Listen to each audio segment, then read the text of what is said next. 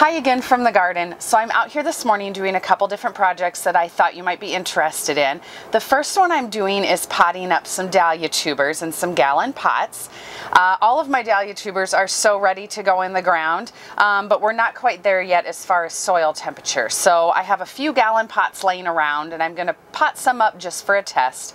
The other thing I'm doing is fertilizing all of my Lisianthus and Snapdragons that I just planted in the ground last week. So I have 3 dahlia tubers that I'm potting up this morning, and all 3 have really good green growth on them so far. I'm just not ready to put all of my tubers in the ground yet.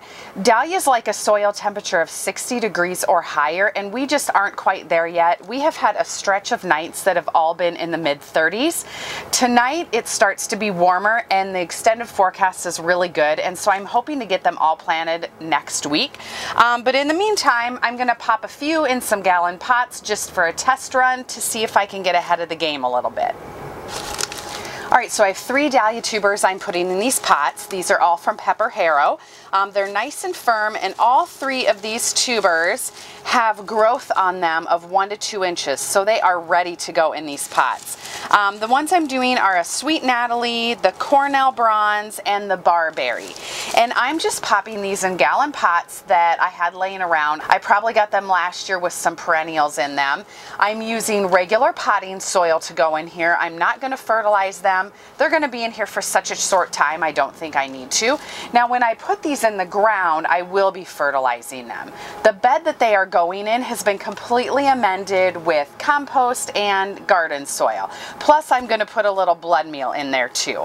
So let me get these potted up and then I will show you my fertilizing process.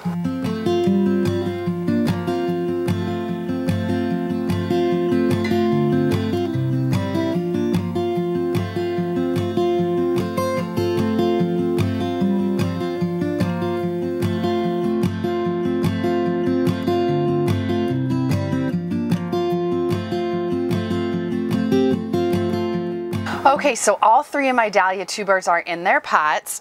I put these in here on their side, and then the eye is facing up. You always want the growth point facing up.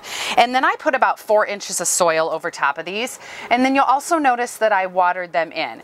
Well, normally when I'd put these in the ground, I would not water them in until they had a lot of growth coming up, but this soil was so dry, I just thought they needed a little bit of something, so I just sprinkled a little bit of water over the soil, and they should be just fine. So let's go fertilize the Snapdragons and the Lisianthus next. Okay, so the fertilizer that I've been using for my seedlings is a fish emulsion fertilizer. This is by Bloom City, and I'll put a picture up on the screen, but this is made from wild Alaskan salmon. So when all of my seedlings were still inside under the grow lights, I was doing a half strength. Now that they're in the ground, I'm going to bump them up to a full strength.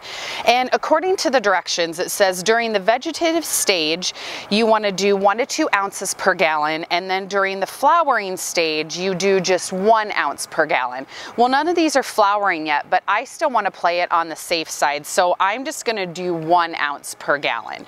So I have that mixed up in here, and I am using this fertilizer once per week, just like I did when they were seedlings.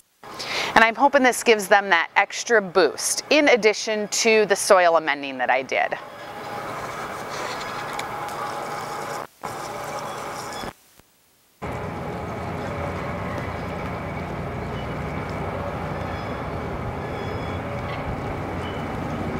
Okay, so that's it for this video. You'll notice behind me I have a ton of annual flowers.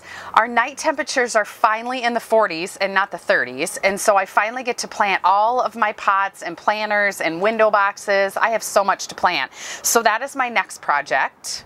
I may do a little video on that, we'll see.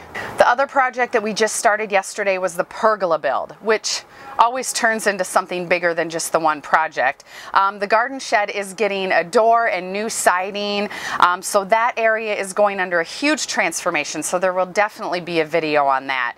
And then I'll be doing videos on our vegetable garden planting. I'm setting up my vertical garden space, and of course I have a ton of cut flower seedlings that need to go in the ground, probably starting tomorrow. So stay tuned for all of that. We'll see you soon.